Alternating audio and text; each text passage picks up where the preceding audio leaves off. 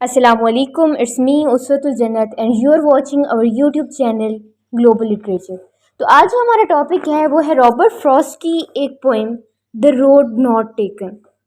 देखिए, इसके टाइटल से ही पता चल रहा है कि कोई ऐसा रास्ता जिसको इख्तियार नहीं किया गया, जिसको चूज़ नहीं किया गया।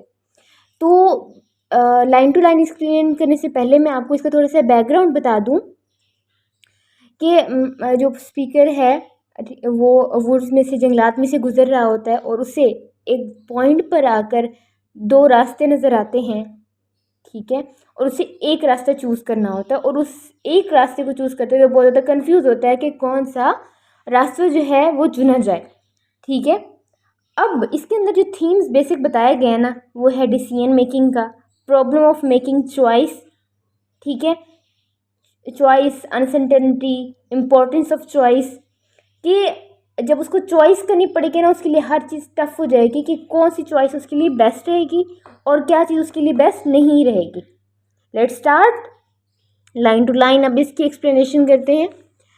To roads diverge in a yellow wood, ठीक है, जंगलात हैं, जंगलात में से एक पॉइंट पर वो आ जाता है। ऑटम का सीज़न है, ठीक है।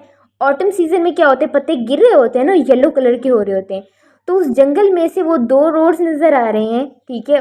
उसने एक ही चॉइस करनी है और किस कलर के पत्ते वहाँ बिखरे हुए हैं, येलो कलर के। And sorry I could not travel both. अब एक इंसान है, वो दो रोड्स पर एट अ टाइम तो सफ़र नहीं कर सकता, तो उसे एक रास्ते पर ट्रैवल करना है और एक रास्ते को छोड़ना है। And be one traveller long I stood, और मैं काफ़ी देर वहाँ ठहरा रहा, ठीक है, मैं वहाँ ठहरा रहा कि मुझे कौन सा रास्ता इख्तियार करना चाहिए, मैं सोचता रहा।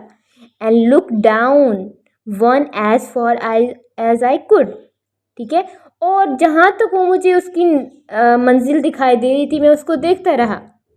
To where it bent in the undergrowth, लेकिन वो कहते हैं मैं उसकी एंड डेप्थ नहीं देख सका रास्ते की, क्योंकि वो आगे जाके बेंट हो रहा था, आगे जाके मुड़ रहा था, तो मुझे उसका एंडिंग पॉइंट नज़र नहीं आया। तो मैं ये जो है फैसला नहीं कर सका कि कौन सा रास्ता है, मुझे सफ़र कम करना पड़ेगा तो मैं उस रास्ते पर जाऊँ। ये भी सरफेस मीनिंग देख रहे हैं, सरफेस मीनिंग के बाद हम इसका डीपर मीनिंग भी देखेंगे। Then took the other as just as fair, मैंने दूसरा रास्ता इख्तियार किया, वो मुझे ठीक लग रहा था। And having perhaps the better claim, और मुझे लगा शायद यही ठीक है। Because it was grassy and wanted wear, वो ग्रासी था काफ़ी, इसलिए मैंने उसको चुना। Though as for that the passing there had वॉन्ट them really about the same, वो कहता है मैंने चूज़ तो कर लिया है, लेकिन अगर मैं दूसरा रास्ता देखता तो वो भी बिल्कुल इसी की तरह ही दिखाई दे रहा था, कोई डिफरेंस नहीं था। जैसे उधर येलो लीव्स गिरे हुए थे, इधर भी येलो लीव्स, जितना ट्रैक इसका नज़र आ रहा था, जितना ट्रैक उसका नज़र आता, जितना ये बेंट होकर दिखाई दे रहा था, वो भी वैसे ही बेंट होकर दिखाई दे रहा था। अगर इसका अब डीपर मीनिंग देखें ना, तो लाइफ में भी ऐसे हमें ढेर सारी अपॉर्चुनिटीज़ आती हैं, ठीक है, हमारे सामने आती हैं, और उनमें से हमने फैसला करना होता है कि हम ना हर अपॉर्चुनिटी को अवेल नहीं कर सकते। एक इंसान किस किस चीज़ में घुस सकता है, अगर वो बहुत सारी कश्तियों का सवार बन जाता है तो वो कहीं का भी नहीं रहता।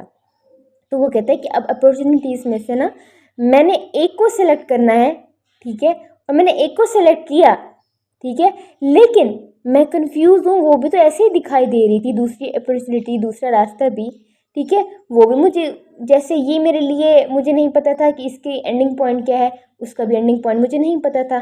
तो दोनों अपॉर्चुनिटीज़ का मुझे नहीं पता कि उनका रिजल्ट जो है वो क्या निकलना है। तो इधर जो है अनसर्टेनिटी दिखाई दे रही है, कंफ्यूज है, ठीक है, कि कौन सा रास्ता इख्तियार करे या कौन सी अपॉर्चुनिटी को यूटिलाइज करे।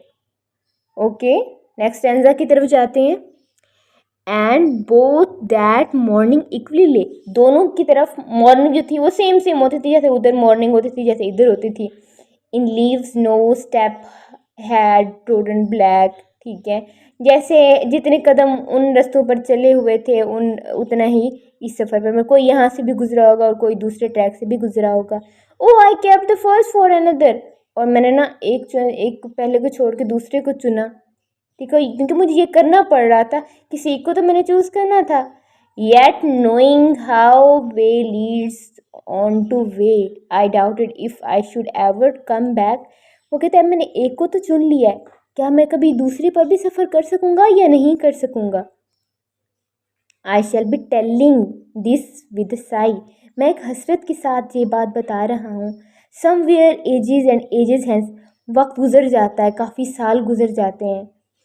To roads diverged in a wood and I, के जंगल में मैं ठहरा हुआ था और दो रोड मेरे सामने आया था और उनमें से मैंने एक का इंतखाब करना था. I took the one less travelled by, मुझे जहाँ से लगा कि जिसका रास्ता कम होगा मैंने उस रास्ते का इख्तियार किया.